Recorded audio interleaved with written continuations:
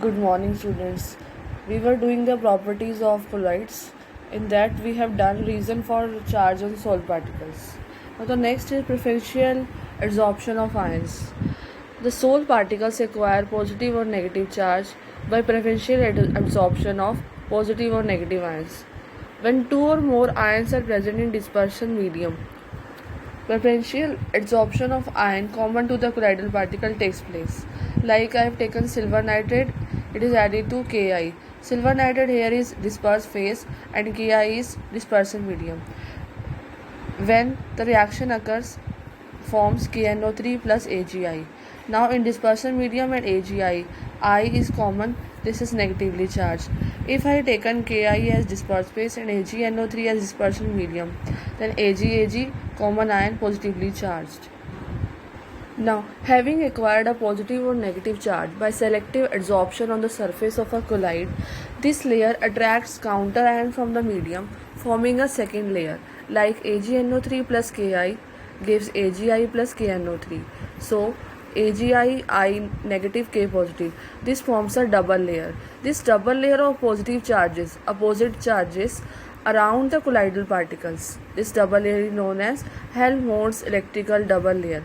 In this, first layer is fixed layer and the second layer is mobile layer. Now the next property of colloid is electrophoresis. Electrophoresis is for the confirmation of existence of charge on the colloidal particle. When electric potential is applied across two platinum electrodes dipped in a colloidal solution, the colloidal particle move towards a positively charged electrodes, means positive charged colloidal particle move towards negative charged electrode and negative charged colloidal particle move towards positive charged electrode. This movement of colloidal particles under the electric potential is known as electrophoresis. Next, the important property is coagulation or precipitation. The stability of lyophobic sol is due to the presence of charge on colloidal particles. If charge is removed, the particle will come nearer to each other and they get aggregated, or you can say they get coagulated and settle down under the force of gravity. This process of settling of colloidal particles is called coagulation or precipitation. Now we have methods for coagulation. First method is electrophoresis.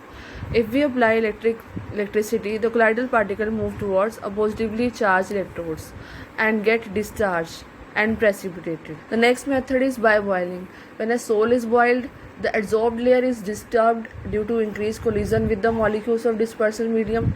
This reduces the charge on the particles and lead to settling down of precipitate. Next is by persistent dialysis. On prolonged dialysis, the traces of the electrolyte present in the sol are removed and colloid become unstable and ultimately coagulate. Next, the very important method for the coagulation is by addition of electrolyte. When excess of electrolyte is added, the colloidal particles are precipitated. The reason is that colloidal interacts with ions carrying charge opposite to that present on themselves. The ion responsible for neutralization of charge on particle is called coagulating ion. Like negative ion precipitates positively charged sol and positive ion precipitates negatively charged sol. Now Hardy-Schulze rule. The greater the valency of flocculating ion added, greater its power to cause precipitation. In the coagulation of negative sol, the flocculating power is in the order Al3 positive, means higher the charge, greater is the power to cause precipitation. Ba plus to Na plus. In the coagulation of positive sol, FeCN6 4 negative, PO4 3 negative, SO4 2 negative and Cl negative, means higher the charge, greater is the power to cause coagulation. Now the coagulating value. The minimum concentration of electrolyte means minimum electrolyte which can cause coagulation. That is a better electrolyte. The minimum concentration of electrolyte in millimoles per liter required to cause precipitation in 2 hours. The smaller the quantity needed, the higher will be the coagulating power of an ion. Now the next topic is protective colloids. Lyophilic colloids have a unique property of protecting lyophobic colloids.